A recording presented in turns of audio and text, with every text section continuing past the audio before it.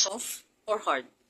Na itatanong din sa atin to ng mga kapitbahay natin na gustong magpamasahe. Ano nga ba yung mas maganda? Soft massage or hard massage? Sagutin natin yan. Una, depende yan sa kondisyon. Baka mamaya meron kang medical condition katulad ng hypertension, sakit sa puso o kaya diabetes. O di naman kaya may history ka ng stroke. Pangalawa, depende din yan sa edad. Baka mamaya sobrang namang bata. Dapat soft lang. At doon naman sa mga lolo at lola, siyempre, hindi na kailangan dyan yung mga hard. At pangatlo, depende kung ano yung goal mo. Kung relaxation ba to? Kung relaxation, mas maganda na soft lang ang massage. Pero kung ang gusto mo ay ma-relieve yung muscle tension, ayan, I will recommend na medyo hard yung massage. Ito ha, bigyan kita ng benefits kung bakit ka nagpapamasahe.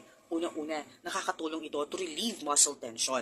Pangalawa, nakakatulong ito para ma-improve ang blood circulation. Pangatlo, nakakatulong din ito para mabawasan yung mga pain. Hard or soft, pareho naman may nagagawa yan sa katawan. Minsan hindi naman kailangan ng hard, may mga